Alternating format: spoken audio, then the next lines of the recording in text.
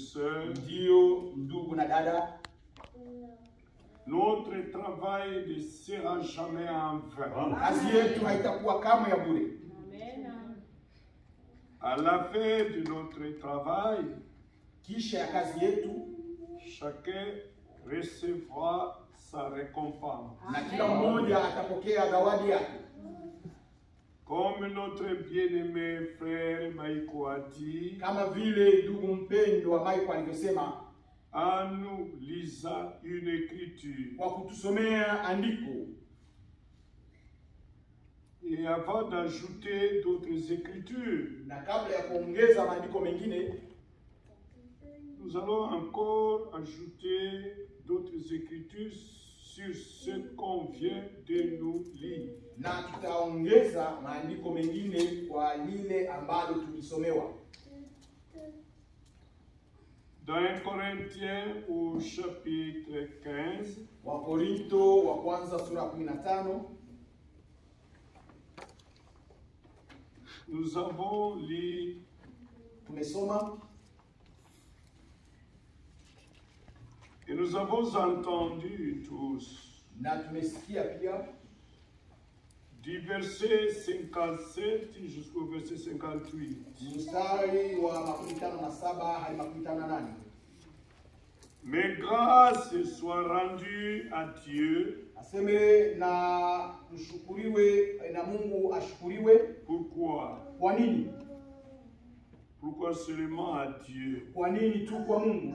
Pourquoi ne pas rendre grâce au frère Maï, Kwa nini ndugu Michael asishukuriwe? ni à frère Branham, Au frère Branham, ni à frère Franck, au frère Frank, ni à moi, hata votre frère, kwangu pia vile vile. mais seulement à Dieu. Lakini tu ni kwa Mungu. Pourquoi? Kwa nini? Il dit, Anasema Dieu qui nous donne la victoire. aseme Mungu anayetupa ushindi. Il n'y a aucune personne qui peut nous donner la victoire. Hakuna yeyote yule anaweza kutupa ushindi. Nous rendons toujours grâce à Dieu Tunamshukuru kila wakati tu Mungu, parce que c'est Dieu qui nous donne la victoire kwa sababu Mungu ndiye anatupa ushindi par notre Seigneur Jésus-Christ. katika Bwana wetu Yesu Kristo. Amen. Amen. Et quand nous prenons encore dans Romains, Na tunapochukua tena katika Waroma, Romains au chapitre 8, Warumi sura yake ya 8, nous lisons comme ceci. tunasoma hivi: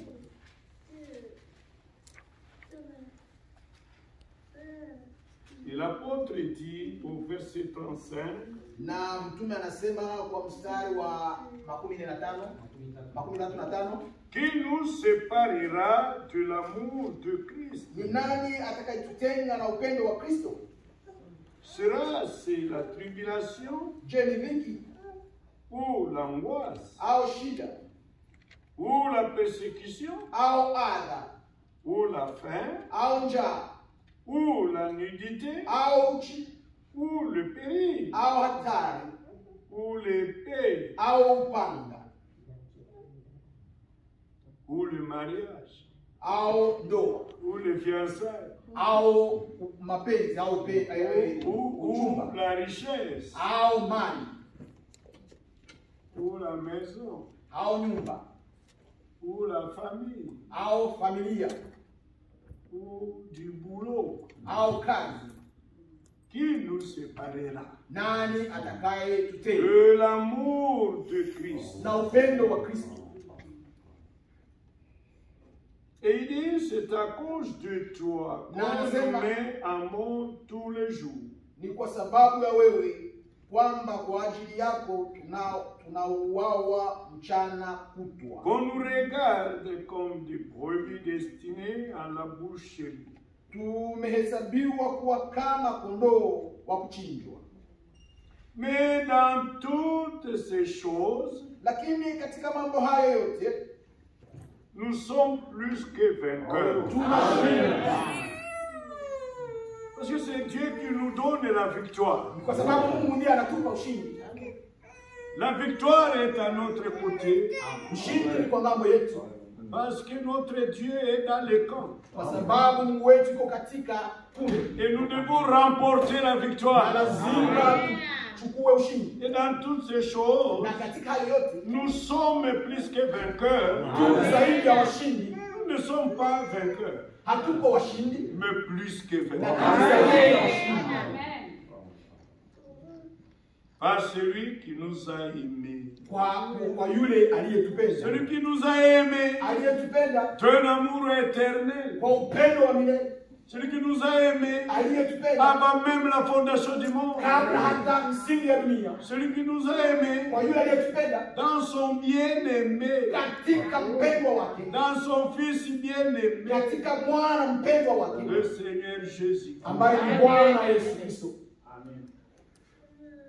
Car Kwa maana j'ai l'assurance que nina uhakika kwamba ni la mort, ni la vie, wala mauti wala uzima ni les anges, ni les dominations, wala malaika wala wenye mamlaka ni les choses présentes, ni les choses à venir, wala yaliyopo wala yatakayokuwepo ni les puissances, ni la hauteur, wala wenye uwezo wala yaliyo juu ni la profondeur, wala yaliyo chini ni aucune autre créature wala kiumbe kinginecho chochote ne pourra nous séparer, hakitaweza kututenga, ne pourra nous séparer hakitaweza kututenga de l'amour de Dieu na upendo wa Mungu manifesté en Jésus-Christ, ulio katika Kristo Yesu notre Seigneur. Bwana wetu. Rien ne pourra, Hakuna kinaweza, même l'argent, hata pesa, même la nudité, hata même la pauvreté, hata umaskini, même le mariage, hata ndoa, même la maladie, hata magonjwa, même la mort. hata kifo, Rien, hakuna et rien du tout hakuna chochote ne pourra nous séparer kinaweza de kutenganisha cet amour-là. na upendo huo. Dieu a tant aimé le monde, Mungu alipenda ulimwengu, il a beaucoup aimé le monde. alipenda zaidi dunia, Il a grandement aimé le monde. alipenda kwa upana, Il a énormément aimé le monde. alihakika kwa upendo wa dunia Qu'il a donné son Fils unique. na akamtoa hata mtoto Fait que wake quiconque croit en lui ili yeyote anayemwamini ne périsse point, asipotee kamwe, mais qu'il ait la vie éternelle. bali awe na uzima wa milele. Ça c'est Jean chapitre 3 verset 16. Hiyo ni Yohana sura ya 3 mstari wa 15. Mais dans 1 Jean chapitre 3, Lakini Yohana wa kwanza sura ya du 3 premier verset, na mstari wake wa kwanza, l'apôtre dit, na mtume anasema, voyez quel amour angalieni jinsi upendo le Père nous a témoigné. Baba alivyotushuhudia. Le Père céleste, Baba wa mbinguni, le Père des lumières, Baba wa mwanga, le Père de notre Seigneur Jésus-Christ, Baba wa Bwana wetu Yesu Kristo, le Père de toutes choses. Baba wa yote. Voyez quel amour Angalieni il jinsi upendo nous a témoigné. alitushuhudia. Il a témoigné son amour Alishuhudia upendo envers nous, kwetu sisi, afin que nous soyons appelés ili kwamba tuitwe enfants de Dieu. wana wa Mungu. Nous qui étions appelés enfants d'hommes, Sisi ambao tulioitwa wana wa Mungu, wa mtu. mais le Père nous a témoigné son amour. Baba alishuhudia upendo wake. Le Père céleste, Baba wa mbinguni, le Père de notre Seigneur Jésus, Baba wa Bwana wetu Yesu il nous Kristo, a témoigné son amour, alitushuhudia upendo wake afin que nous soyons appelés enfants de Dieu. ili kwamba tuitwe wana wa Mungu. Êtes-vous enfants de Dieu? Je, ninyi wana wa Mungu? Je n'entends pas votre ami. Amen. Voyez? Mnaona Voyez quel amour. kwamba ni Beaucoup upendo. de gens ne le voient même pas. Watu hawauoni hata, Et l'apôtre nous invite na mtume à anatualika voir cet amour.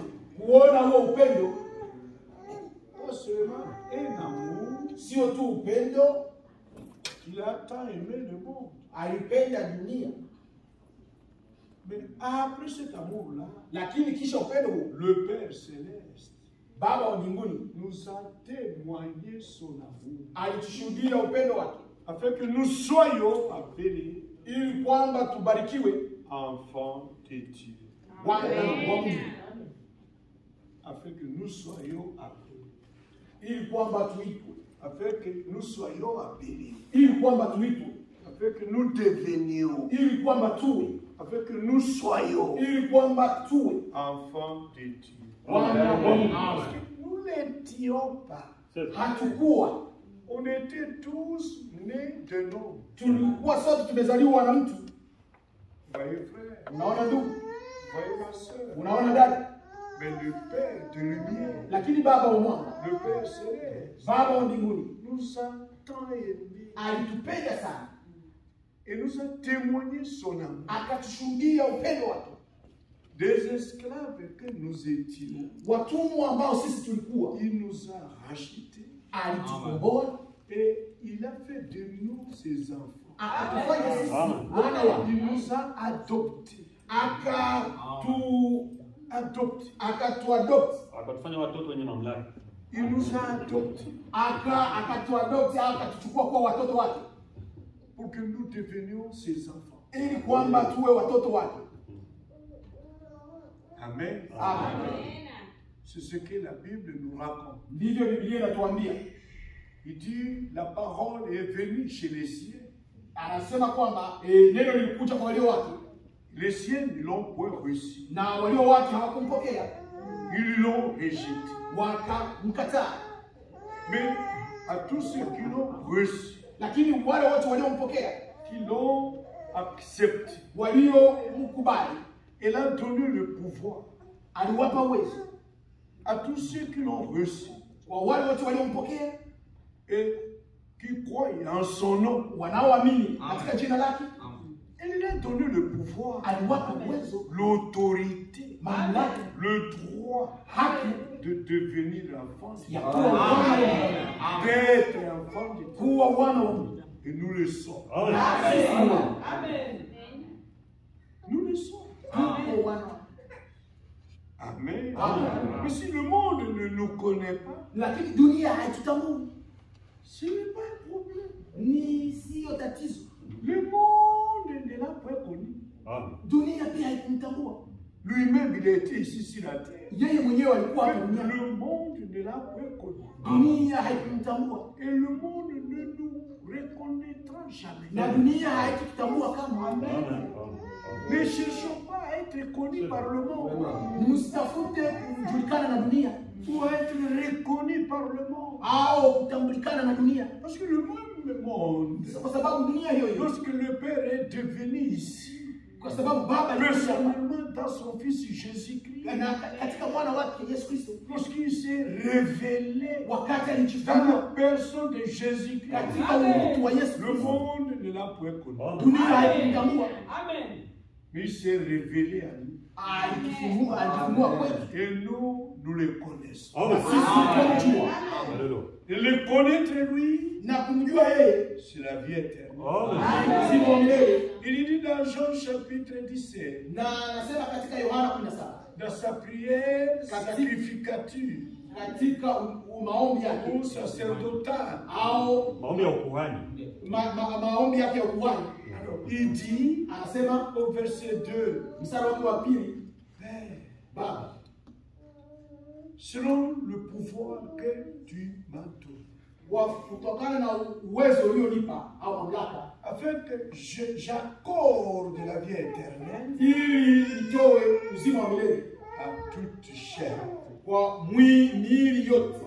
Mais qu'est-ce que la vie éternelle? Na uzima wa milele ni nini? La vie éternelle, Uzima wa milele c'est qu'ils te connaissent toi. ili kwamba wakutambue wewe. La vie éternelle Uzima wa milele n'est pas connaître les bougies. sio kutambue mahubiri La vie éternelle uzima wa milele n'est pas connaître toute la Bible. sio kujua Biblia yote. La vie éternelle Uzima wa milele n'est pas connaître les lettres circulaires. sio kutambua vile vitabu La vie éternelle, mahubiri ya Frank. la vie éternelle, Uzima wa milele ce n'est pas citer Franck. sio kumtaja Frank, seulement les lakini lettres secrètes. vitabu vya mahubiri, Les lettres secrètes. yaani zile barua za Ce kuzunguka, n'est pas les brochures. sio mahubiri ya William Branham, Mais la vie éternelle lakini uzima milele, n'est pas non plus connaître Branham, na sio tena pia kumtambua William Branham, ni connaître Franck, hata kumjua Frank, ni connaître Lilanga, au kumjua Lilanga, non, ni connaître Paul. hata kumjua Paulo. La vie éternelle, Uzima wa milele, sa définition tafsiri yake signifie inamaanisha qu'il te connaisse toi, kuwa kutambua wewe, le seul et vrai wewe Dieu, pekee wa et celui kweli, que tu as na envoyé, yule uliyemtuma Jésus-Christ. Yesu. Il faut connaître l'auteur de la Bible. Lazima kumtambua mwanzilishi au mwandishi wa Il Biblia. faut connaître l'auteur du message Lazima kumtambua mwanzilishi wa ujumbe et le croire, na kumwamini, l'accepter, kumkubali, le recevoir kumpokea et l'obéir na kumtii et le suivre. na kumfuata. C'est ça la vie éternelle. Hiyo ndio uzima wa milele. Amen. Amen. Oui, frères et sœurs, Ndiyo ndugu na dada, c'est comme ça que nous croyons. ndivyo tunavyoamini, Parce que nous croyons, comme le disent les Écritures, kama maandiko yasemavyo, toujours comme le disent les Écritures. mpaka vile jinsi maandiko yanasema. Notre foi Imani yetu est fondée sur les Écritures. inajengwa juu ya maandiko. Notre foi Imani yetu est fondée sur les promesses des Dieu. inajengwa kwenye ahadi za Mungu, Les promesses des Écritures. ahadi ya maandiko, Sur la parole infaillible kwa maandiko yasiyoshindwa, du Dieu infaillible. ambaye ni Mungu asiyeshindwa, Est fondée sur la parole éternelle kujengwa kwenye maneno ya uzima ya milele du Dieu éternel. ya Mungu wa milele. Dieu est éternel. Mungu ni wa Et milele sa parole est éternelle. na neno lake ni la milele. Dieu est véritable. Mungu ni wa Et kweli sa parole est na véritable. neno lake ni kweli. Dieu est vivant. Mungu ni hai Et sa parole est na vivante. neno lake ni hai. Dieu est vie. Mungu ni uzima Et sa parole est vie. na neno lake ni uzima. Dieu est esprit. Roho Et sa parole aussi est na esprit. neno lake ni roho. C'est ce que nous croyons. Hivyo ndivyo tunaamini. Dieu est saint. Mungu ni Et mtakatifu sa parole est na sainte. neno lake ni takatifu. Oui, frères et sœurs, Ndiyo ndugu na dada, c'est comme ça. ndivyo hivi. Maintenant, Na sasa nous sommes plus que vainqueurs. sisi ni zaidi ya washindi. Sa victoire Ushindi wake est devenue notre victoire. imegeuka kuwa ushindi wetu. Jésus-Christ est le conquérant vainqueur. Yesu yeye ni mshindi, Il est le puissant vainqueur. yeye ni mwenye nguvu, mshindi. Il a conquéri toutes choses. Ameshinda yote, Il a vaincu le diable. amemshinda Ibilisi, Il a vaincu les démons. alishinda pepo, Il a vaincu l'enfer. ameshinda kuzimu, Il a vaincu les tombeaux. ameshinda kaburi, Il a vaincu le péché. ameshinda dhambi, Il a vaincu la maladie. ameshinda magonjwa. Il est le conquérant vainqueur. Yeye ni mshindi, Il est le puissant vainqueur. yeye mwenye nguvu, mshindi. Et sa victoire Na ushindi wake est devenue notre victoire. imegeuka kuwa ushindi wetu. Oui, frère. Ndiyo ndugu, Et nous sommes plus que vainqueurs. nasi ni wazidi wa zaidi Il ya a kushinda washindi. vaincu les pharisiens.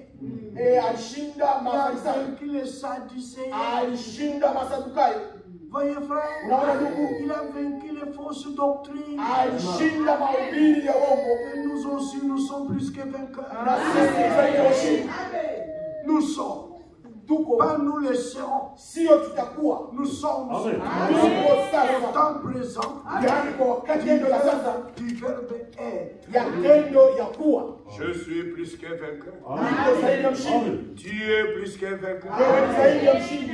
Il est plus que vainqueur. Yeye ni zaidi ya mshindi. Nous sommes plus que vainqueurs. Tuko zaidi ya ushindi. Et vous êtes plus que Na vainqueurs. Mungu zaidi ya ushindi. Ils sont plus que vainqueurs. Na wako zaidi ya ushindi. Pas ils le seront. Sio watakuwa, Je le sio serai. nitakuwa, Mais à l'instant même, lakini kwa kitambo, kwa par wakati huu, Jésus-Christ kwa Yesu et Kristo en na Jésus-Christ, ndani ya Yesu Kristo, je suis plus que vainqueur. ni zaidi ya ushindi. Amen. Amen. Oui, frères et sœurs. Ndiyo ndugu na dada. Maintenant, regardez ici, Na sasa angalia hapa dans chapitre 15 katika sura ya 15 de 1 Corinthiens, ya Wakorinto wa kwanza, il a dit, amesema mais grâce soit rendue à Dieu kwamba shukrani qui zipe Mungu nous donne la victoire anayetupa ushindi pour que nous soyons plus que vainqueurs ili tuwe zaidi ya washindi par notre Seigneur Jésus. katika Yesu Kristo. Et au verset 58, Na 55 ainsi, basi 58 basi mes frères bien-aimés, ndugu zangu wapendwa, bien-aimés du Seigneur, wapendwa katika Bwana, bien-aimés de Dieu, wapendwa wa Mungu, ainsi mes frères bien-aimés, na ndivyo ndivyo wapendwa, soyez fermes.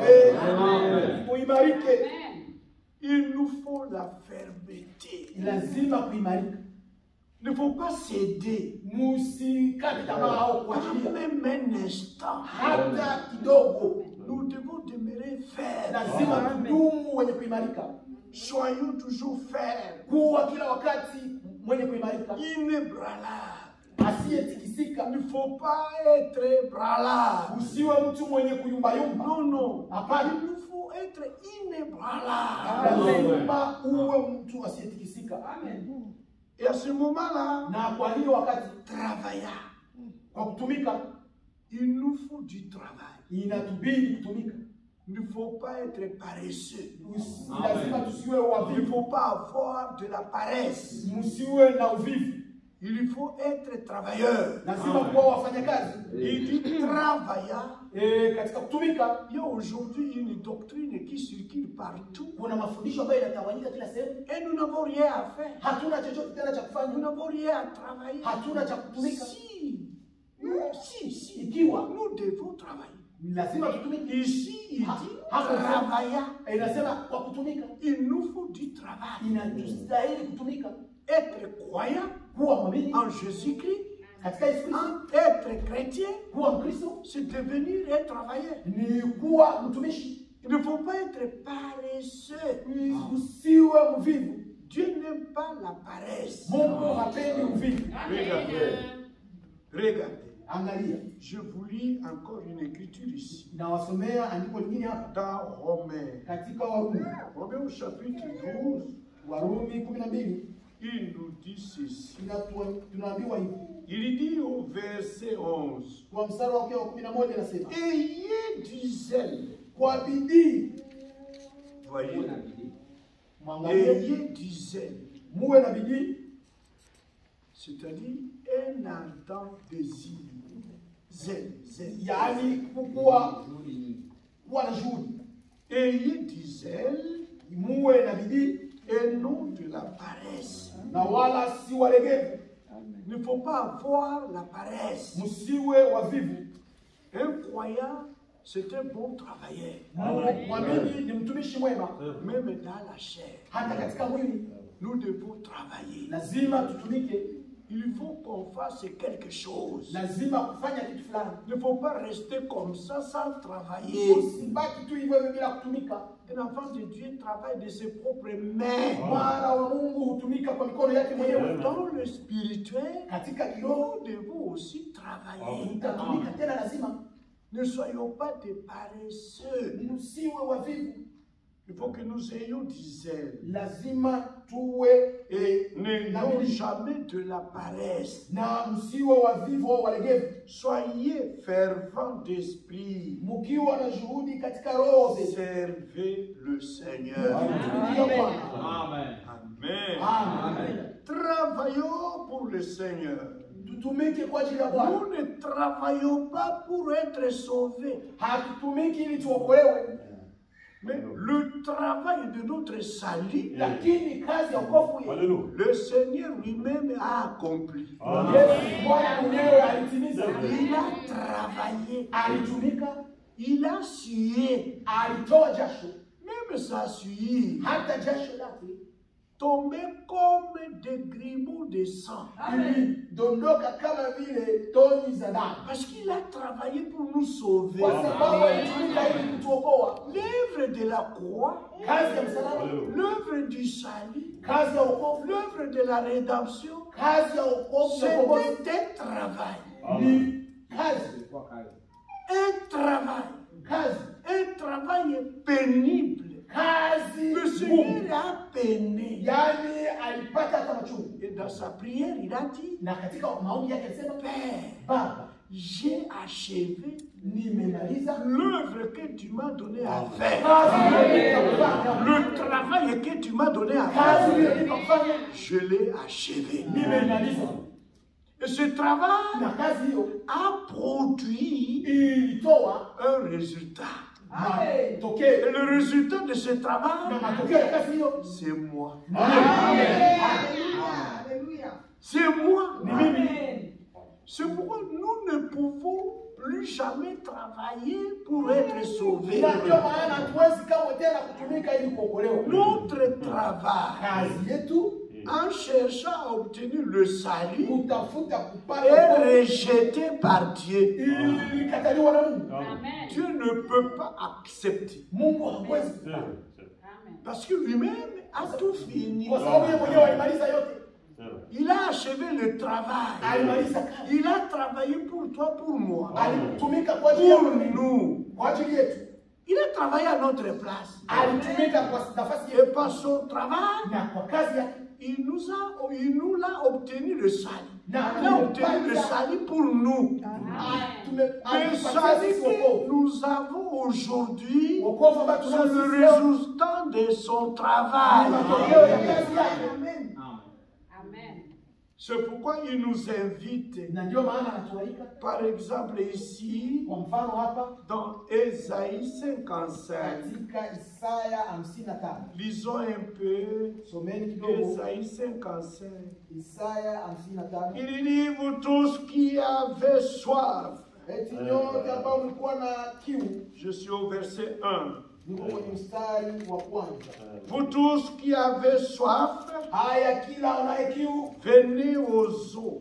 njooni majini, Et en venant, naye asiye na même celui qui n'a pas d'argent, hata asiye na fedha, même celui qui n'a pas hata d'argent, asiye na fedha, il n'a qu'à venir. Alléluia. aje tu, Venez aux eaux. njooni majini. C'est une invitation. Ni mwaliko, C'est un appel. ni mwaliko, Il ne faut pas mourir de soif. msife na kiu, Venez aux eaux. njooni majini. Amen. Amen.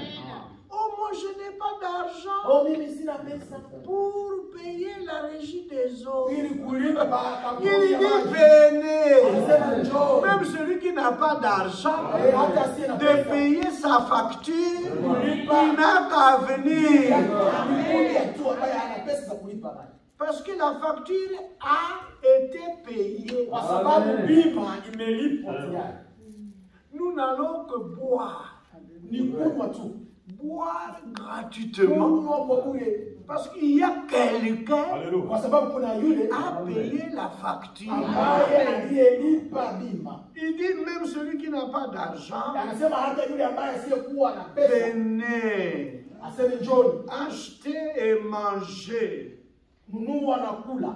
Mais comment on pourra acheter si, quand je n'ai pas d'argent, Sasa unaweza nunua je bila sina parce pesa? que lui-même a acheté. Kwa sababu yeye mwenyewe Et alinunua, l'argent qui est exigé ici, na pesa ambayo inalazimika hapa c'est la foi. Amen.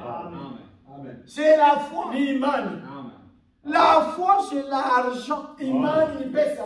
C'est vrai. Salomon disait, Sulemani alikuwa anasema l'argent répond à tout. pesa hujibu kwa kila kitu, Parce que l'argent, c'est le pouvoir d'achat. kwa sababu pesa ni uwezo wa ununuzi. Maintenant, dans le marché de Dieu, Sasa yani katika dans soko la le Mungu, magasin de Dieu, katika duka la Mungu, pour que vous achetiez quelque chose, ili kwamba ununue kitu vous fulani, devez avoir de l'argent. lazima uwe na pesa. Et cet argent-là, Pesa hiyo c'est la foi.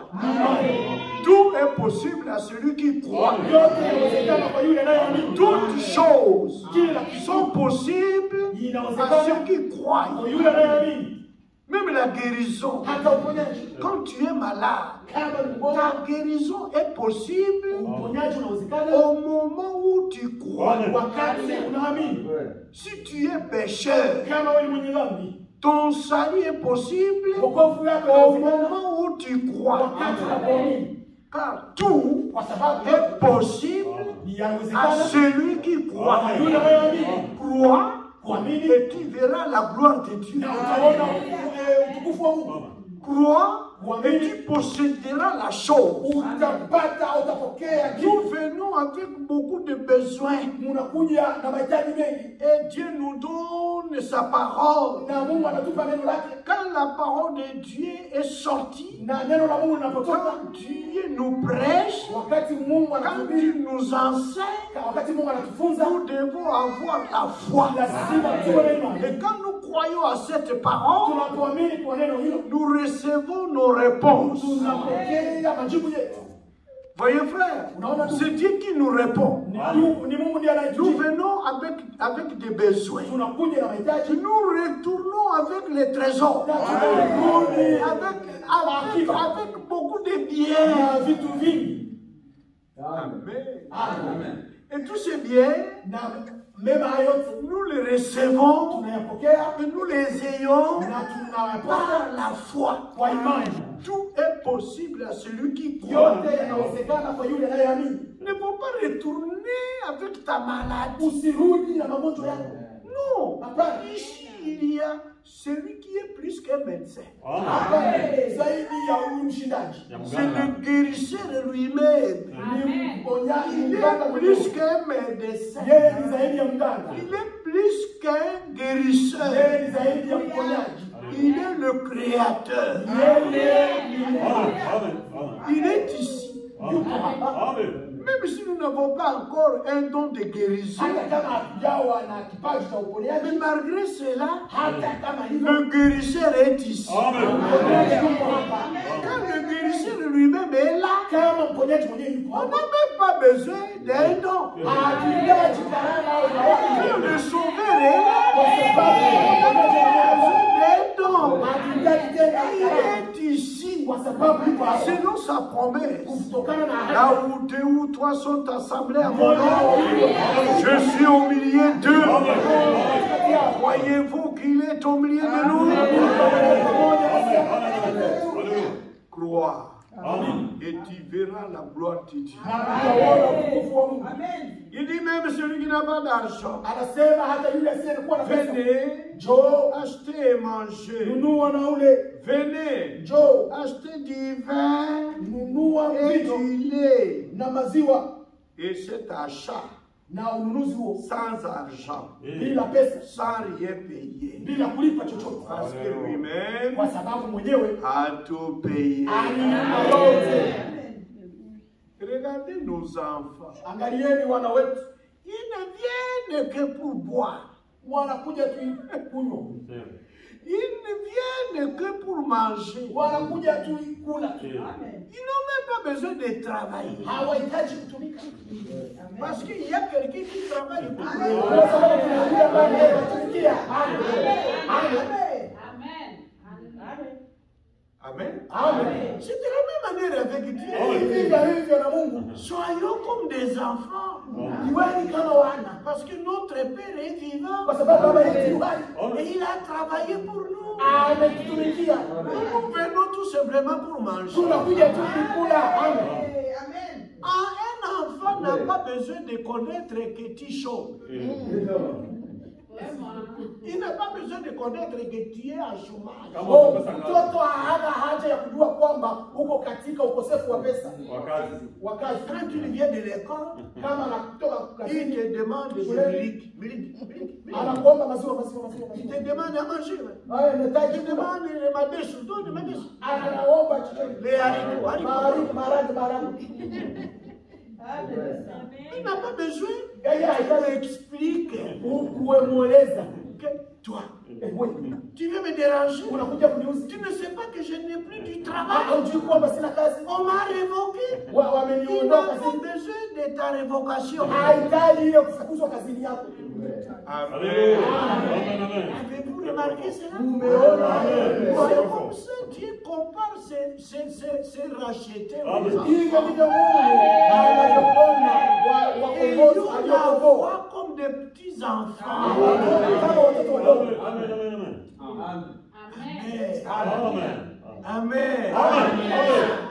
Alléluia. Hivyo ilivyo. Même pendant la rentrée scolaire, Hata wakati wa kurudi shule. les enfants ne se tracassent pas au sujet des cahiers, Watoto hawajihusu kufuatana na mafumu, daftari, au kalamu, sujet des quêtes, des pantoufles ili wawe na viatu ou des uniformes. au mavazi ya kufanana na uniform. Non, parce qu'ils savent que mon papa est là. Anajua kibaba yuko Ma hapa, mère est là. mama yuko hapa. C'est lui qui doit se tracasser pour moi. Yeye ndiye atahangaika kwa ajili yangu.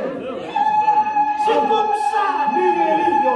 Dieu s'est tracassé pour nous. Alléluia. Mungu alihangaika Dieu kwa lui-même s'est tracassé. Alléluia. À alihangaika notre sujet, kwa kutuhusu sisi. il a tout fait Alifanya pour yote que nous soyons en paix, ili tuwe katika pour que amani, nous ayons la vie, ili tuwe na pour uzima, que nous soyons sauvés, ili tuokolewe, pour que à tous nos besoins, ili katika mahitaji yote nous soyons répondus. tujibiwe. Alléluia. Celui qui nous répond Yeye ndiye anayetujibu à tous nos besoins, kwa mahitaji yetu yote. il est notre Père. Yeye Baba yetu, Nous n'avons qu'à lui dire, ni lazima tukumwambia Père, j'ai besoin de ceci, Baba, j'ai nahitaji besoin de cela. nahitaji kile, Il a tout fini. na yote amemaliza, Et nous pouvons le recevoir na tunaweza kuyapokea et obtenir toutes ces choses na kuyapokea yote par notre argent. kwa pesa zetu. Alléluia. Connaissez-vous notre argent? C'est quoi?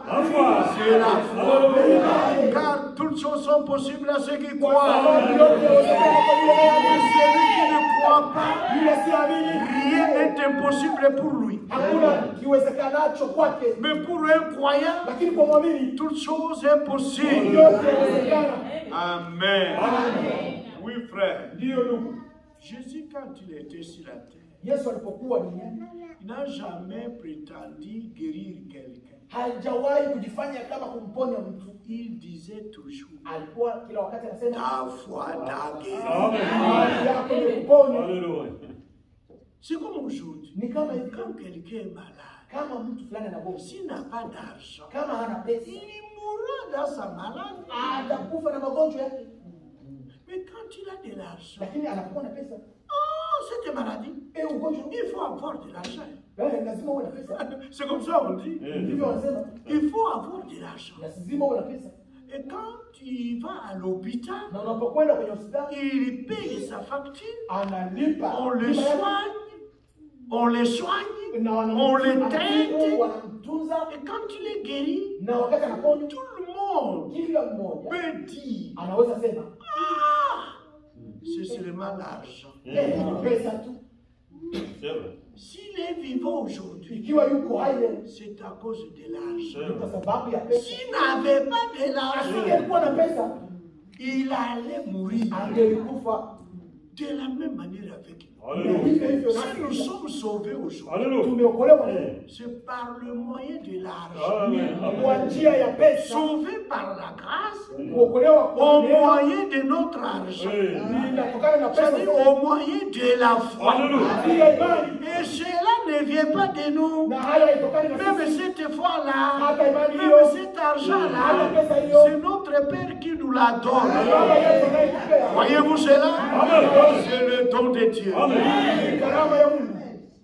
Alors il dit ainsi, mes frères bien-aimés, Na hapa nasema ndivyo wasema, soyez fermes wenye imara, inébranlable, wasiotikisika, travaillant de mieux en mieux kutumika kila wakati à l'œuvre du Seigneur, katika kazi ya Mungu wa Bwana, sachant que kujua kwamba votre travail, kazi zenu ce n'est pas le travail de Dieu, sio kazi ya Mungu. maintenant c'est le vôtre. Yes. Sasa ni yenu, Sachant que votre travail kujua kwamba kazi yenu ne sera pas vain dans le Seigneur, haitakuwa ya bure katika Bwana,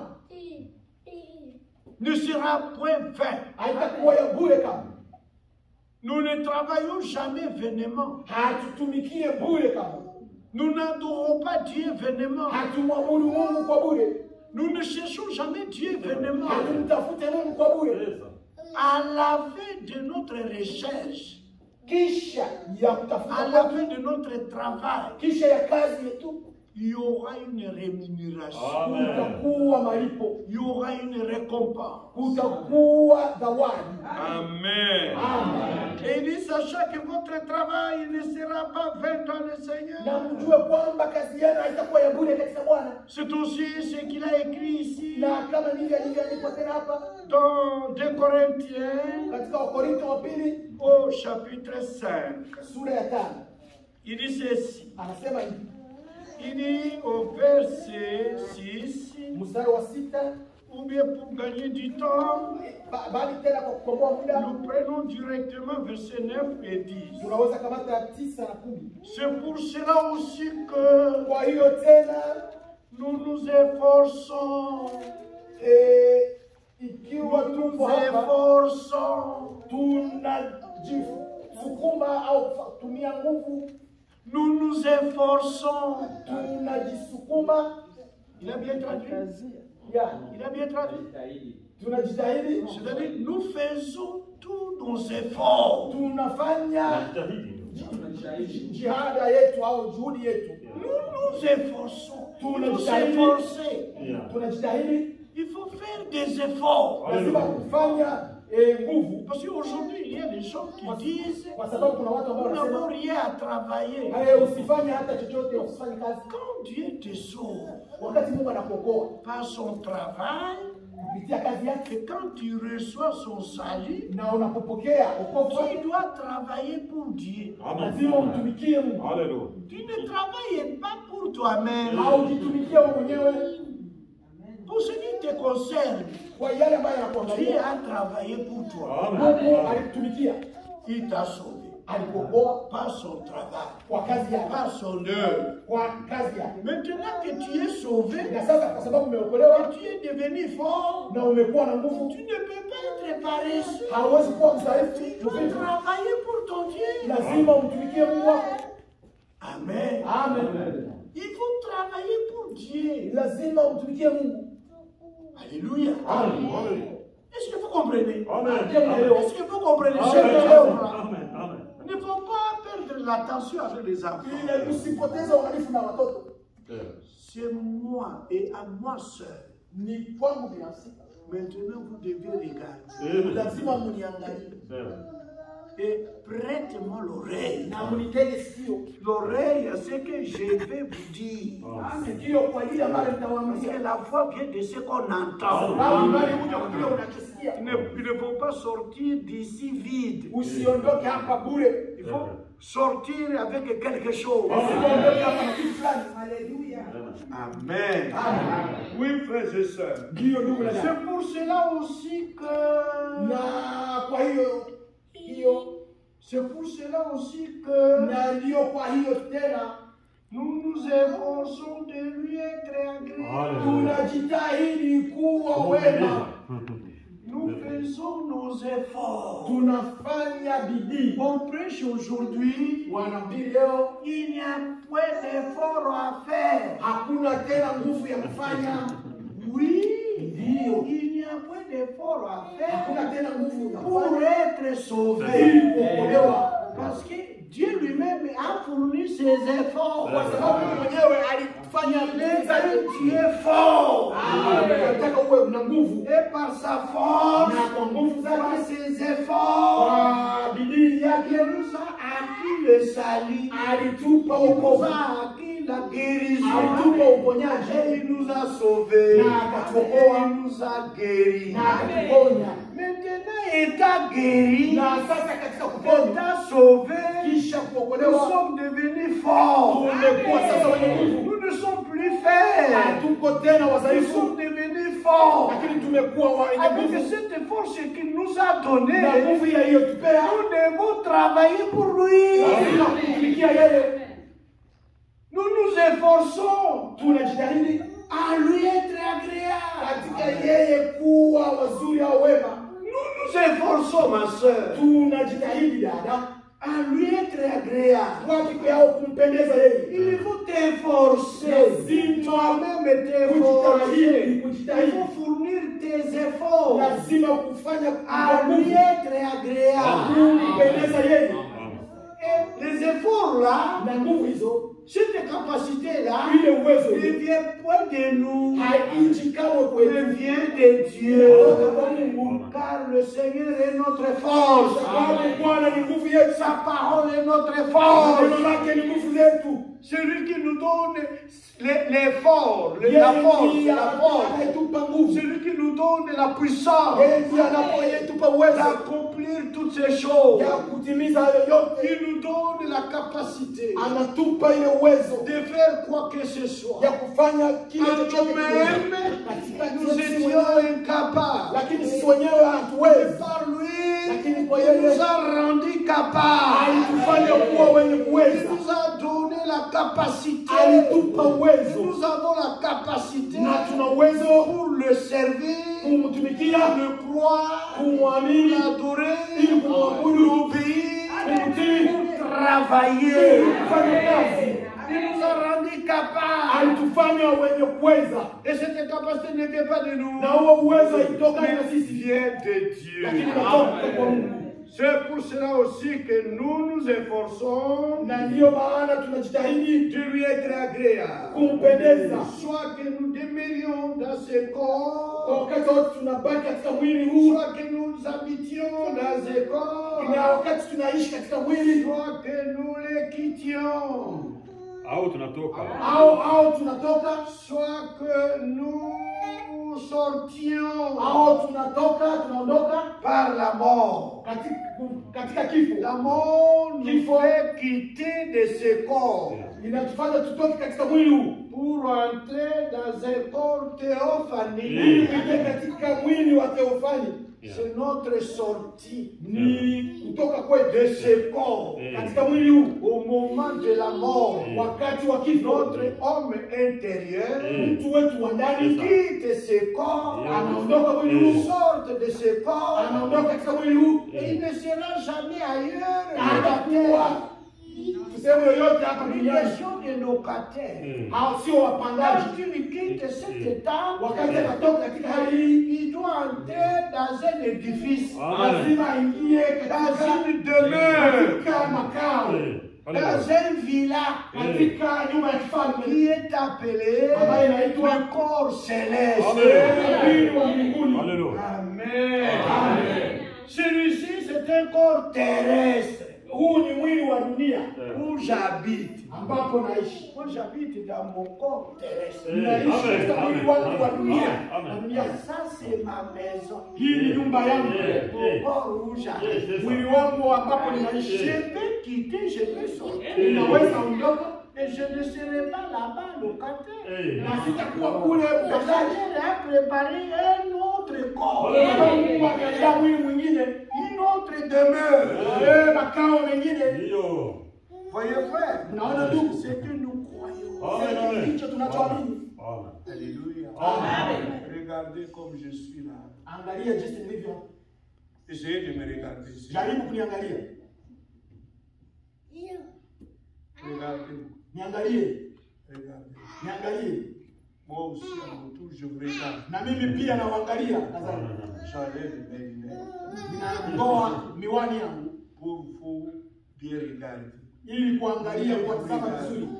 Je regarde mon frère Omba. Naangalia ndugu yangu Liana, Je regarde mon frère Michael. naangalia ndugu yangu Michael, Je vous regarde tous. naangalia nyote, Mais je ne vois personne. lakini sioni yeyote yule.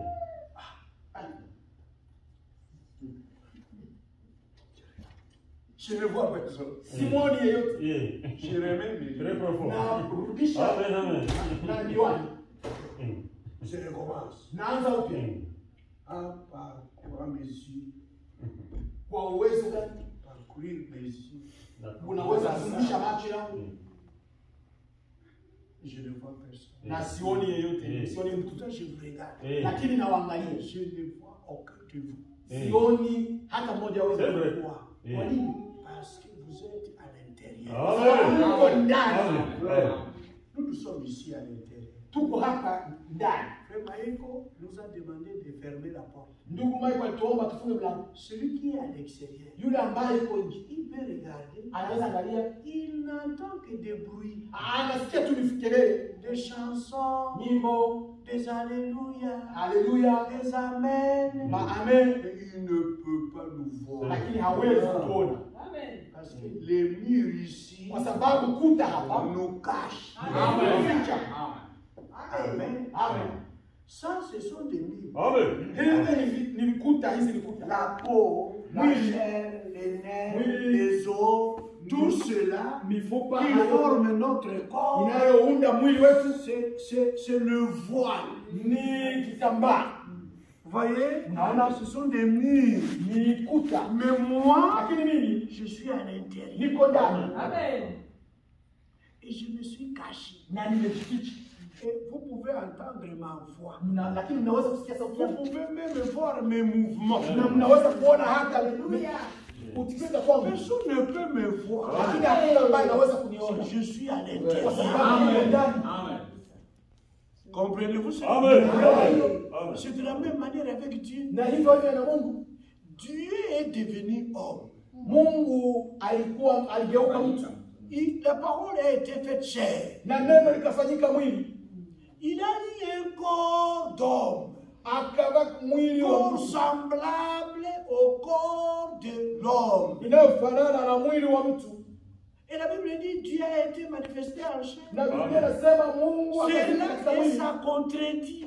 bila Il n'y a hata pas de doute. kusita, Mais quand on le regardait, lakini walipokuwa na mwangalia personne ne pouvait le voir. hakuna yeyote angeweza kumwona Parce que Dieu est esprit. kwa sababu Mungu ni roho. Et il était dans son temple. Lakini alikuwa katika hekalu Il lake, était dans sa maison. alikuwa katika nyumba yake, Il était dans son confinement. alikuwa katika sehemu yake ya kujificha. Vous avez aussi expérimenté le confinement. Mmejaribu hata kuna ile kukaa ndani ya nyumba, Chacun était confiné dans sa maison. kila mmoja alikuwa amejificha ndani ya nyumba. Et de la même manière, Na hivyo hivyo le Dieu du ciel, Mungu wa mbingu quand il a quitté le ciel, wakati aliondoka katika mbingu, il est entré dans sa maison, aliingia katika nyumba yake qui est Jésus-Christ. ambaye ni Yesu, Et là, il était confiné. na hapo alijificha, Il avait fermé toutes les portes, alifunga milango yote, même toutes les fenêtres. hata madirisha yote, Personne ne pouvait le na voir. hakuna yeyote angeliweza kumwona, Et pourtant, il était là. lakini alikuwepo pale. Amen. Amen. C'est ce que nous croyons. Hivyo ndivyo tunavyoamini, Et il dit cela, na pour cela aussi que nous nous efforçons de lui être agréable. na kwa hiyo tunajitahidi kumpendeza yeye. Soit que nous demeurions dans ce corps, Wakati wote tunadumu katika soit mwili que huu nous le quittions. mpaka wakati tutakapoondoka. Maintenant, faisons attention. Na wewe Et uangalifu, faites attention. na mwe uangalifu, kwa sababu kwa maana Il nous faut tous comparaître devant le tribunal de Christ. kwa sababu inatustahili sote kuja mbele ya hukumu ya Il Kristo. nous faut Inatustahili tous, sote, tous les élus, tous les wateuliwa wote, prédestinés, wale tous les rachetés, walioteuliwa wote, tous wote les wakombolewa, fils de la promesse. wote wana wa ahadi. Il nous faut tous Inatuhitaji sote comparaître kuja mbele devant mbele le tribunal de Christ. ya hukumu ya Kristo. Il ne dit pas devant le trône blanc, Haisemi mbele ya kiti cha enzi devant cheupe, le jugement dernier. mbele ya hukumu ya mwisho. Hapana Mais hivyo, le tribunal de Christ, yaani hukumu ya Kristo. Christ a son tribunal à lui, Kristo ana hukumu yake, là où il jugera les siens. pale Nous atakapohukumu ne mbingu. serons jamais jugés avec les païens. Hatutahukumiwa na wapagani. Nous aurons notre tribunal tutakuwa na sehemu yetu ya Et kuhukumu. dans ce jugement-là, Na katika hukumu ile ce sera un jugement d'équité. itakuwa hukumu ya kutohesabiwa makosa. Un jugement qui produira à chacun de nous Itakuwa hukumu yenye comme itatoa le kwetu résultat de couronne. matokeo ya taji. Amen. Amen. Il dit, nous devons tous comparaître devant le tribunal de Christ Lazima sote kuja mbele ya hukumu ya Kristo, afin que ili chacun kwamba kila mmoja reçoive le apokee bien mema ou le mal au mabaya qu'il aura fait. kwa yale aliyoyafanya. Il aura fait où? Aliyoyafanya wapi? Mais étant dans son corps. Akiwa katika mwili wake. Comme nous sommes maintenant dans nos corps, Kama kwa sababu tuko chacun katika se mwili trouve wetu, dans son corps. kila mmoja yuko katika mwili wake. Tout ce que nous faisons là, Yale yote tunayofanya yale, étant dans nos corps, tukiwa katika mwili yetu, nous recevons quelque chose, tutapokea kitu fulani, le bien ou le mal. mema au mabaya. Amen. Amen. On dit aujourd'hui, nous n'avons rien à faire. Leo nasema kwamba hatuna cha kufanya. Il faut que tu fasses quelque chose. Lazima ufanye kitu fulani. Tu dois faire quelque chose pour le Seigneur. Lazima utafanya kitu fulani kwa ajili ya Bwana. Ne peux pas rester comme ça. Usibaki hivyo. Qu'est-ce que tu fais pour lui? Unamfanyia nini? Lui a fait pour toi. Yeye alikufanyia. Regardez ce qu'il a fait pour nous. Angalia kile alichotufanyia. Il nous a créés. Alituumba, C'est son œuvre. ni kazi yake. C'est Dieu qui nous a fait. Ni Mungu ndiye alitufanya. Moi, comme je suis là, Mimi kama vile je nilivyo. suis son œuvre. Mimi ni kazi ya mikono C'est yake. Dieu qui m'a fait Ni ça. Mungu ndiye alifanya C'est hivyo. Dieu qui t'a fait comme ça. Ni Mungu ndiye aliyofanya hivyo. Mais qu'est-ce que nous faisons pour Dieu? Sasa tunamfanyia Mungu nini? Ce n'est pas que nous faisons Dieu. Nous ne pouvons pas faire Dieu. Sio kwamba tunamfanya Mungu, hatuwezi C'est kufanya Dieu qui Mungu. nous a fait. Mungu ndiye alitufanya Et qui a aussi fait toutes choses pour nous. na akafanya vitu vyote kwa ajili Il a yetu. fait les animaux pour nous. Akafanya wanyama kwa ajili yetu. Il a fait les oiseaux pour nous. Akafanya ndege kwa ajili Il a yetu. fait les arbres pour nous. Akafanya miti kwa ajili Il yetu. a fait des poissons pour nous. Akafanya samaki kwa ajili Qu'est-ce yetu. que nous faisons pour nous? Sasa nasi tunamfanyia nini? Qu'est-ce que tu as fait pour le Seigneur? Umefanya nini kwa ajili ya Bwana? Depuis qu'il t'a sauvé. Tokea alipokuokoa, Qu'as-tu fait pour lui? ulichofanya nini kwake? Qu'est-ce que tu as fait pour lui? Ulimfanyia nini? Qu'est-ce que tu as fait? Ulimfanyia nini? Et qu'est-ce que tu fais? Na unafanya Qu'est-ce nini? que tu feras? Na utafanya nini? Il faut faire quelque chose. Lazima ufanye kitu fulani. Et ce que nous devons faire, Na kile ambacho tutakachofanya c'est ce qui est bien. ni kile kilicho chema. Il faut faire du bien pour le Seigneur. Lazima kufanya mema kwa ajili ya Bwana. Faisons le bien. Fanyeni mema. Regardez ce qui est écrit ici. Angalia jinsi ilivyoandikwa hapa. Oui, frères et sœurs, Ndio ndugu na dada, nous pouvons lire tunaweza kusoma, ici dans Jean, tunaweza kusoma katika épître, je crois, troisième épître de Jean. Yohana watatu, Troisième épître de Jean, Yohana watatu, barua ya Yohana watatu il nous dit ceci, inatuambia hivi, au verset 11. mstari wa 11, Troisième épître au verset 11. sura ya kwanza mstari wa 11. Il dit, bien-aimé, Mpenzi, n'imitez pas le mal. usiige ubaya, N'imitez pas le n'imitez pas le mal. usiige ubaya. Mon bien-aimé, ma Wapenzi, bien-aimée, ndugu wapenzi, n'imitez pas le mal. usiige ubaya, Mais bali le bien. uige wema, Imite le bien. iga wema. Celui qui pratique le bien, Yeye atendaye mema, qui fait le bien, yeye afanyaye qui mema, fait ce qui est bien, yaliyo mema est de Dieu. ni wa Mungu. Celui qui fait le mal Aliyefanya mabaya n'a point vu Dieu. hakutokana na Mungu. Amen. Amen. Et ici, il Na dit, hapa nasema nous comparaîtrons tous tuta devant le tribunal de Christ. tutakuja sote mbele ya Afin que hukumu ya Mungu, chacun reçoive. ili kwamba kila mmoja apokee Selon le bien ou le mal qu'il apokee aura fait, kutokana na mema au mabaya, étant dans son corps, wakati alipokuwa katika mwili c'est-à-dire wake avant sa mort. mbele ya kifo chake. Il y a des actes que nous posons. Kuna matendo Il y tunayoyatenda a aussi des œuvres que nous pratiquons. na kuna kazi ambazo Il y a tunazifanya, des choses que nous faisons kuna vitu ambavyo tunavifanya qui sont des fois bien ambayo ni kwa ou wakati bien mmoja ni mema mal au mabaya, au moment où nous sommes dans nos corps, wakati ambapo tuko dans katika mwili notre yetu, corps, tuna miili et nous allons recevoir na tutapokea une récompense pour cela. zawadi kwa hayo. N'oublions pas ça. Msisahau hayo. Amen. Amen. Et il dit ici Na hapa anasema afin que chacun reçoive ili kila mmoja apokee devant les tribunaux de Christ, mbele ya hukumu selon le bien ou le mal kufuatana na mema au mabaya, qu'il aura kwa fait yale ambayo aliyofanya étant dans son corps. akiwa katika mwili wake. Amen. Amen. C'est ça, frères et sœurs. Ndivyo ndugu na dada, C'est ce que la Bible nous dit. ndivyo Biblia inavyotueleza. Maintenant, Na sasa nous aurons une très grande récompense. tutakuwa na zawadi kubwa. Quand nous lisons par exemple ici dans Hébreu, Tunaposoma katika Waebrania, nous lisons Hébreu chapitre 10, tunasoma Waebrania 10 sura ya 10 verset 35. mstari wa 35. Il dit, n'abandonnez donc pas votre assurance. Inasema kwamba msiache tumaini lenu.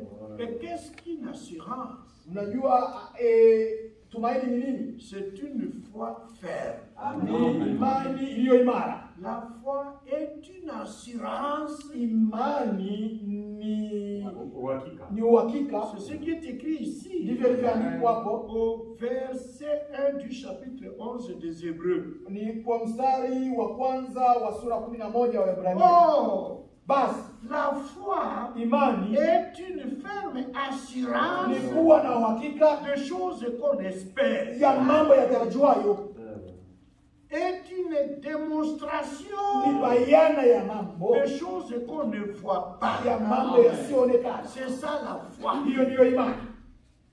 Celui qui a la foi, Aliye na imani c'est celui qui a une ferme assurance. ni yule aliye na imani ya uhakika. Ce n'est pas seulement avoir une assurance. Si kuwa tu na tumaini au uhakika. Au Congo, Huko tu Kongo peux avoir une assurance unaweza kuwa de na ta bima voiture, ya gari, mais quand la voiture est écrasée, lakini gari linapoharibika au kufanya ajali, tu n'avais pas une ferme assurance. haukuwa na bima ambayo ni imara. Peut-être tu peux aller chercher que l'assurance te rembourse un nouveau véhicule. Ili uende kwa nani, kwa kampuni ya bima ikurudishie gari ambayo L'assurance, c'est la garantie. yaani bima ni kuwa na uhakika, L'assurance, c'est la sécurité. ni usalama, L'assurance, c'est le repos. ni pumziko. Amen. Amen.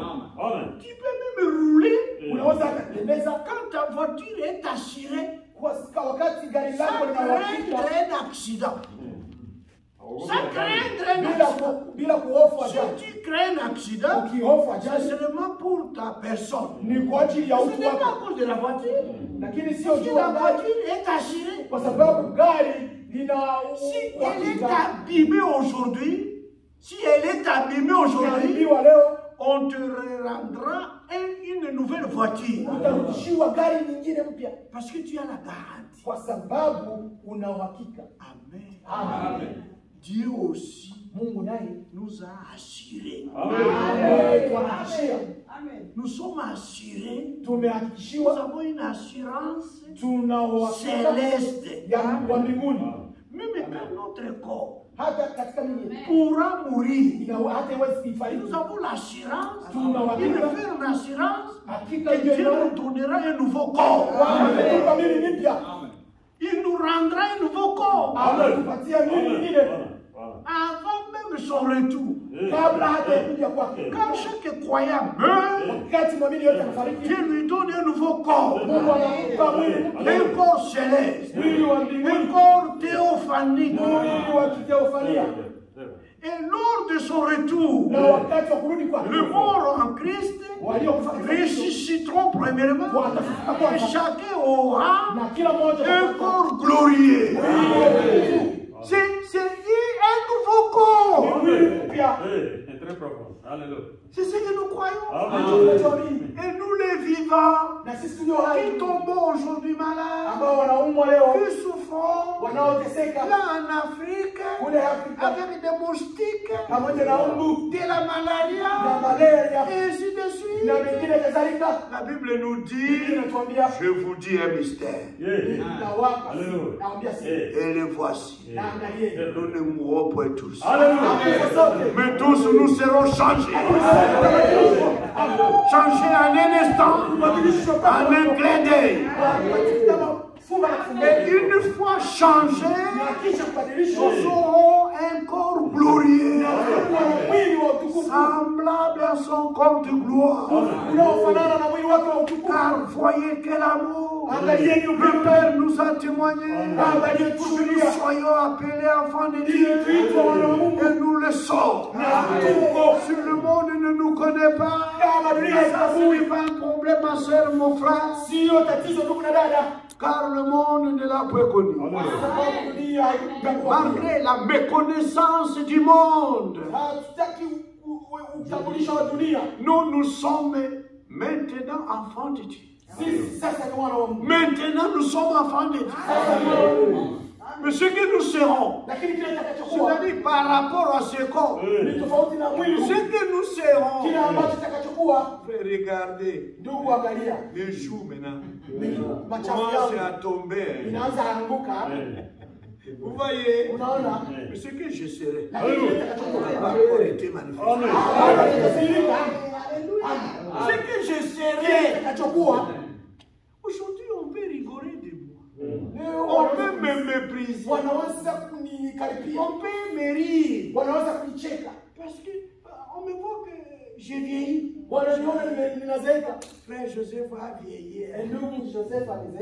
Il y a un frère en Belgique qui était allé au Congo avec toute sa famille. Et sa fillette qui me connaissait, elle m'appelle toujours Coco. Et quand elle m'a revu, elle a dit Coco, tu as vieilli. Moi j'ai dit Coco, c'est que je serai là-bas. Manifesté. Regardez ce que dit l'apôtre Paul. Ici, dans 2 Corinthiens, au verset 16. 2 Corinthiens chapitre 4, verset 16. Il dit, c'est pourquoi nous ne perdons pas courage. S'il y a des hommes et des femmes courageux, c'est nous. Nous ne perdons pas courage. Et même si notre homme extérieur se détruit, notre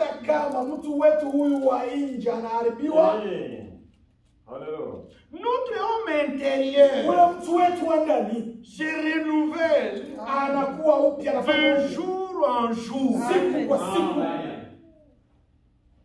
Cette fois-ci, vous me voyez, mais quand même, le frère a vieilli. Surtout sur mamie qui peut dire, le frère Joseph commence à vieillir. Mais si Dieu nous garde, un autre voyage, lorsque je reviendrai, Dieu voudra, je vieillirai de nouveau. Voyez frère, c'est chaque jour que je mange et c'est chaque jour que je vieillis. Je peux changer des aliments. Je ne peux plus retourner jeune.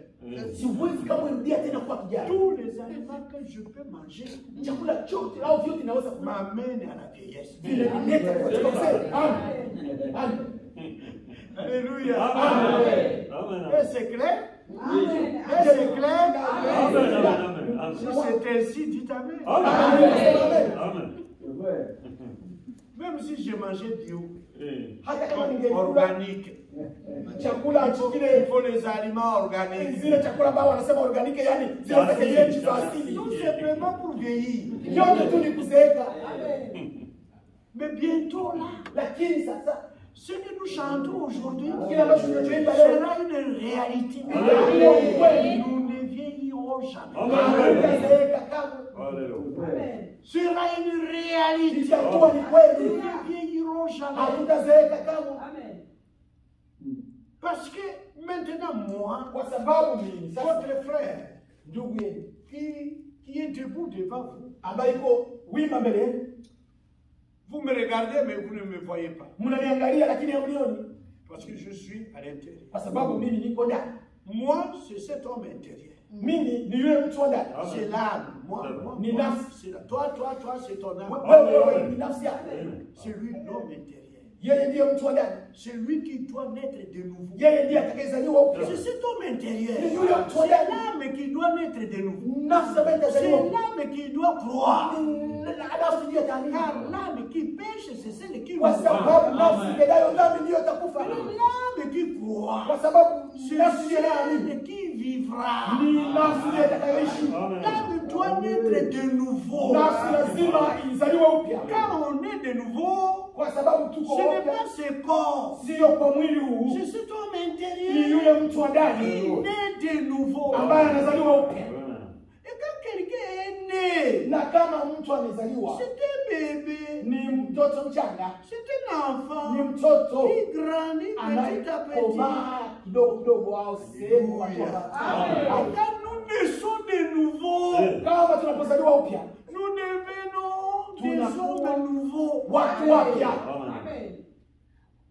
Et en tant qu'un nouvel homme, Kama vile mtu mpya, un homme nouveau, mtu mpya, un nouvel homme, mtu mpya wa sasa, et cet homme nouveau, yule mtu wa sasa qui est l'âme, ambaye ni nafsi change anabadilika de jour en jour. siku kwa siku, Et son changement, na mabadiliko yake c'est son renouvellement.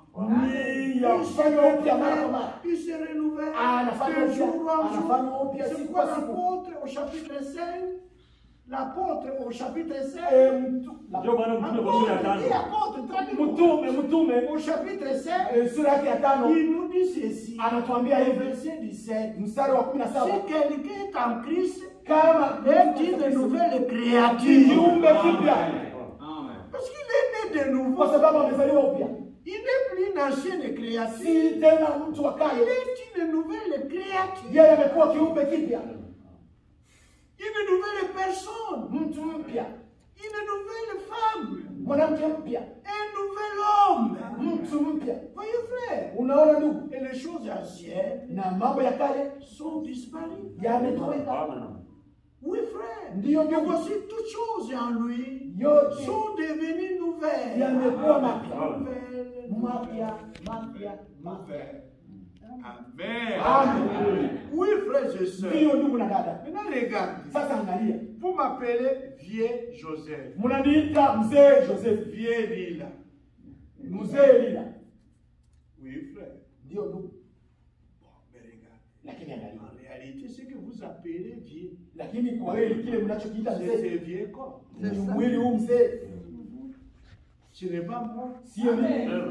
Vous appelez vieux le corps. Mnaita mzee ule mwili, Mon enveloppe a vieilli. yaani bahasha yangu imezeeka, Mais la lettre qui est à l'intérieur, lakini barua iliyo ndani est neuve. bado ni mpya, C'est une nouvelle lettre. ni barua mpya. Amen. Mais enveloppée d'une vieille Lakini enveloppe. iliyofunikwa kwenye bahasha iliyozeeka, Un nouvel homme mtu mpya qui est à l'intérieur ici, aliye et ndani qui se renouvelle anayefanya de jour upya en jour. siku kwa siku, Mais l'homme extérieur lakini mtu wa nje que vous voyez ambaye mnamuona c'est détruit, ni mwenye kuharibika, vieilli, mwenye kuzeeka, tombe malade. anayeumwa, Il peut attraper la toux. anaweza kuoa, anaweza Ce n'est kushika pas kohoa. l'homme qui tousse. Sio nafsi ndiyo inakoa. Alléluia. Amen. Et c'est clair. Ni wazi. Qu'est-ce qu'on peut dire? Tunaweza kusema nini? Je peux vous dire que Naweza kusema quand vous m'appelez Musée Lila, mnaponiita vie Lila, je ne suis pas Musée. Amen. Amen. siko vie. C'est vrai, c'est vrai. Très profond. Kijana. Je suis Kijana Lila. Mimi ni jeune Lila. Amen. Amen.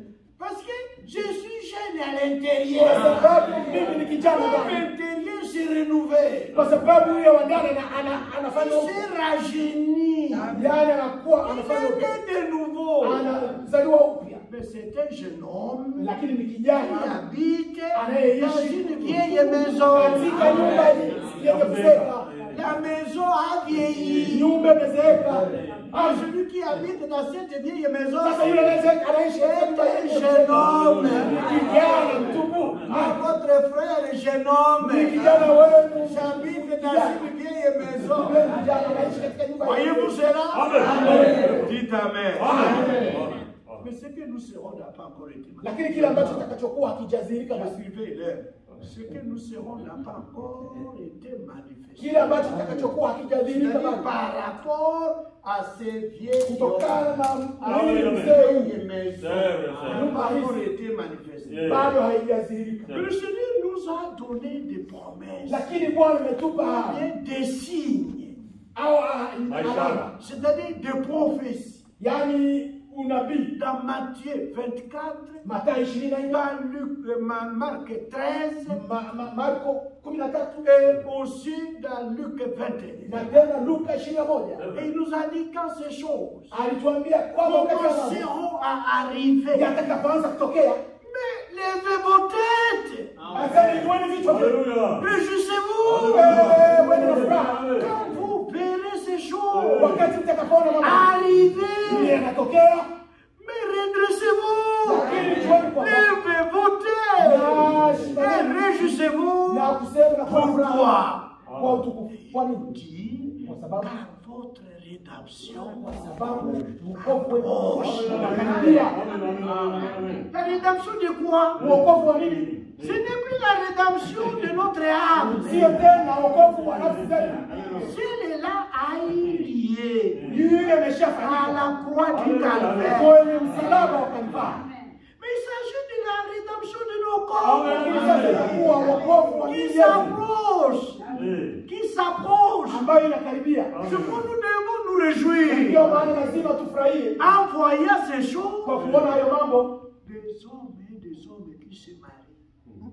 Wanaume kwa wanaume Des wanaoana, femmes et des femmes qui se marient. wanawake kwa wanawake wanaoana. Quand ces choses, Kwa sababu hayo mambo quand vous les verrez, mtakapoyaona, alléluia, Alléluia. la sodomie partout, Sodoma inakuwa kila sehemu. redressez-vous. Amen.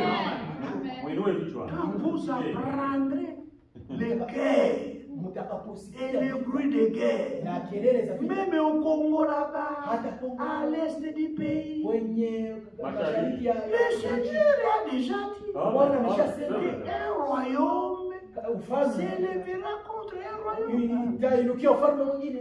Nous n'avons pas à nous étonner. Hatuna cha Ce sont kushangaa. des prophéties qui s'accomplissent. Ni unabii unaotimilika. C'est pourquoi moi, votre frère Dilanga, Ndio maana mimi je Julienne ne peux Ndanga pas mourir pour le Congo. siwezi kufia Kongo. Amen. Non. Hapana, Moi, je peux accepter mimi naweza kubali de mourir kufa pour ma nouvelle patrie. Amen. ya wenyeji wangu mpya. C'est-à-dire la nouvelle Jérusalem. Yaani Yerusalemu mpya. Ah, le Congo. Sio Kongo. Le Congo n'est pas le mien. Kongo sio yangu. Le Seigneur m'a promis quelque chose Bwana ameniahidi kitu qui fulani est plus que le Congo. ambacho ni zaidi ya Il Kongo. a dit, je vais vous préparer une place. Anasema nitawaandalia nafasi. Je vais vous construire une cité, Nitawajengea mji, une partie, une ville. sehemu Et mji, lorsque je m'en serai allé, na et je nitakapokwenda vous aurai préparé, je nitawaandalia, reviendrai. nitakapowaandalia Et je nitarudi, vous prendrai avec moi, nitawachukua pamoja afin nami, que là où je suis, ili kwamba nitakapokuwa vous y soyez aussi. Amen. Amen. Qu'est-ce qu'un enlèvement? na unyakuo ni nini? La promesse de l'enlèvement, Ahadi ya unyakuo c'est quoi alors? ni nini Il sasa? faut que nous comprenions bien. Ili kwamba tuelewe vyema. C'était un regroupement familial. Ni mkusanyiko wa familia. Alléluia, alléluia. C'est un regroupement Ni familial. mkusanyiko ya kifamilia. Le chef de la famille est il est aux États-Unis. Kichwa cha familia yupo Sa famille était Marekani. restée, prenons par exemple, en Afrique. Chukua mfano Afrika.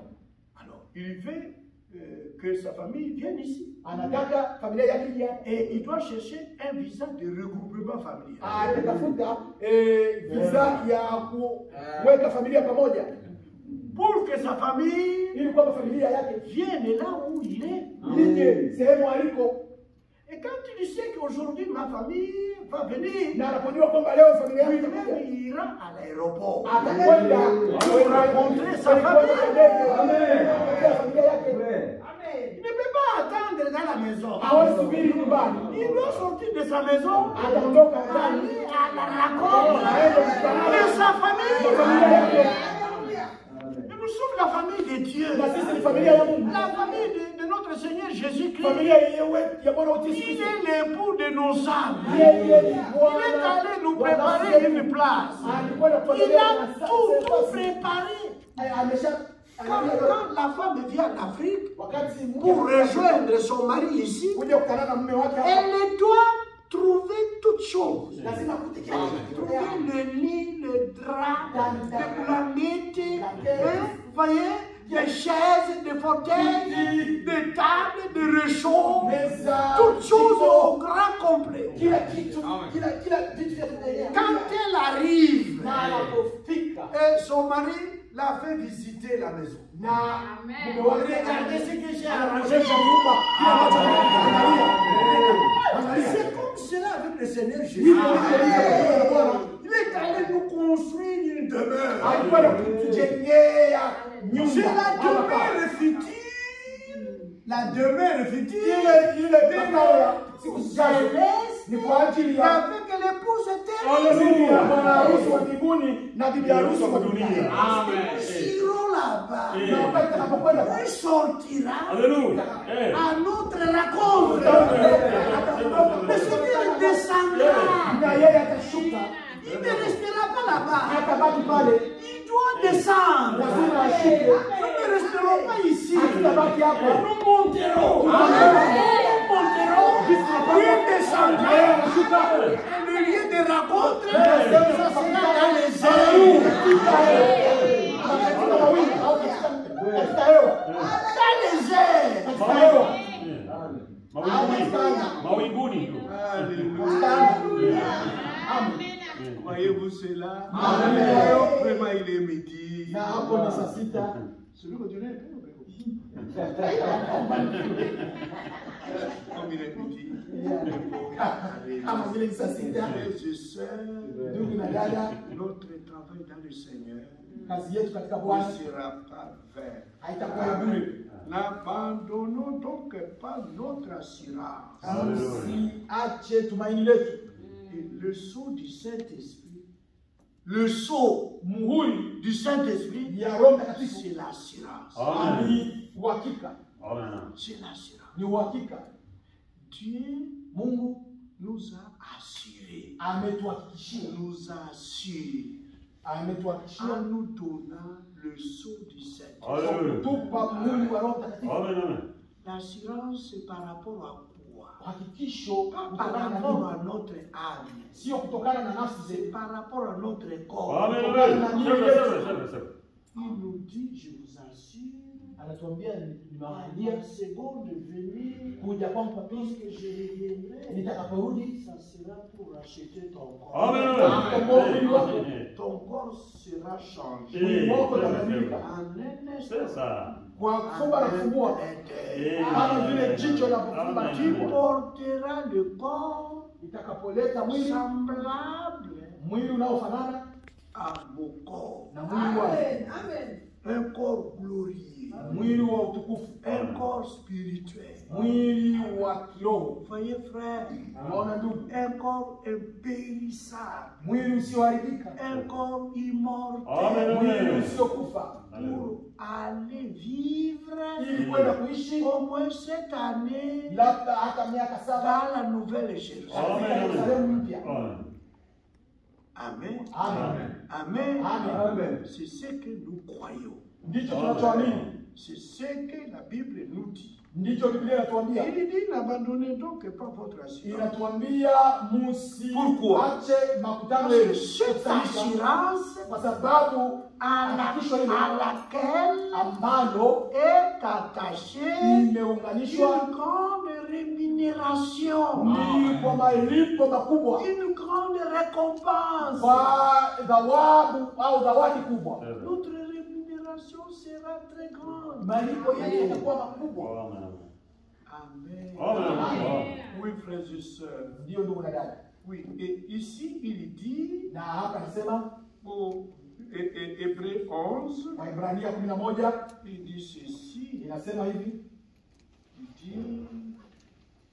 dit, verset 5, je crois, non, pas 5, attendez, Hébreux chapitre 11, Waebrania 11 verset 6.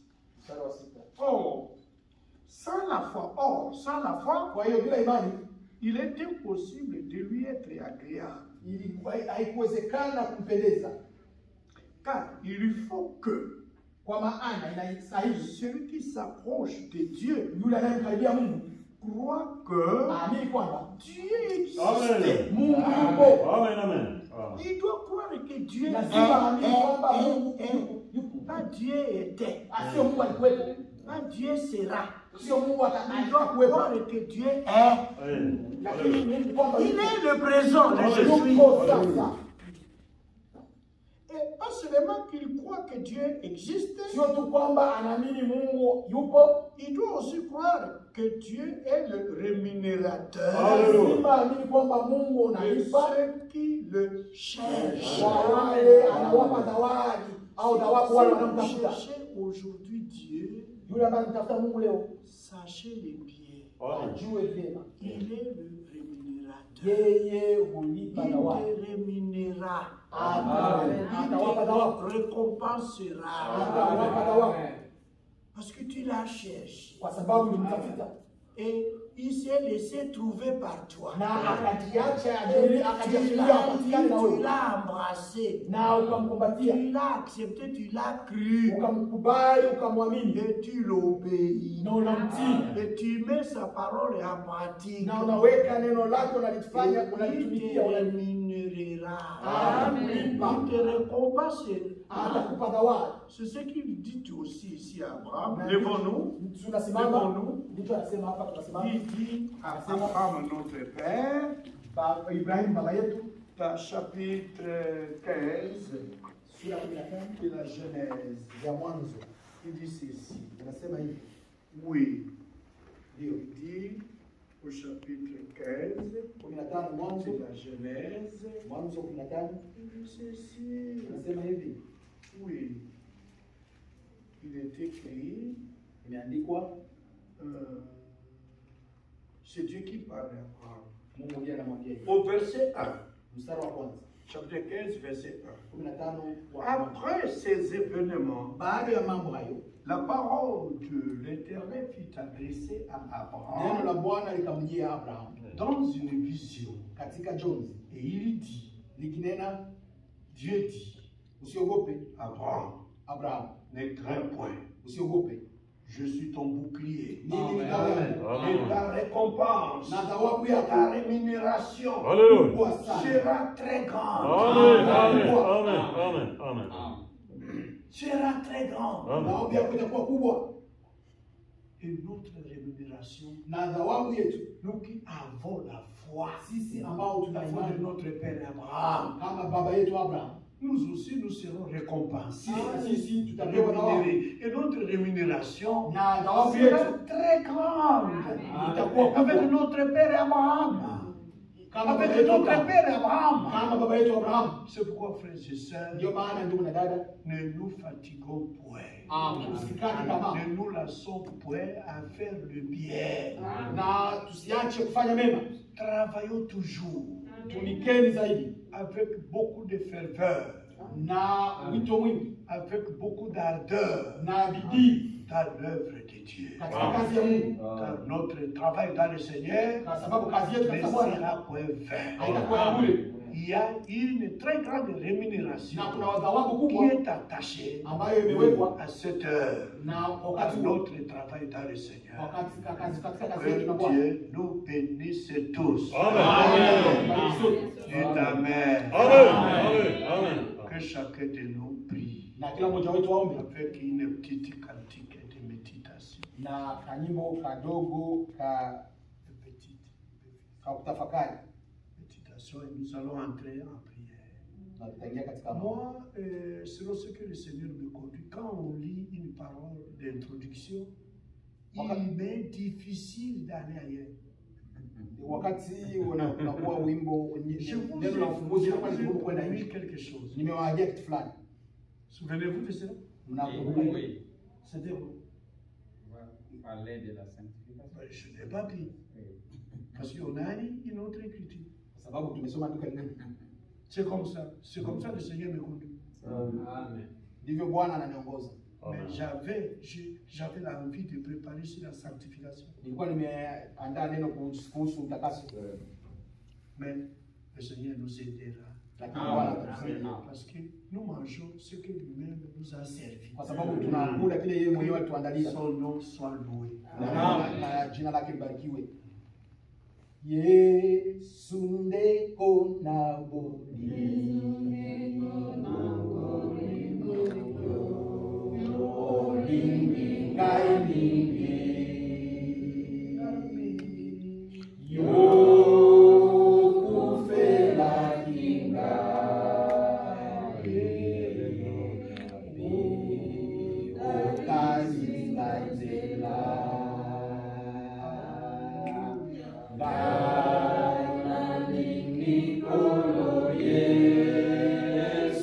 Hallelujah.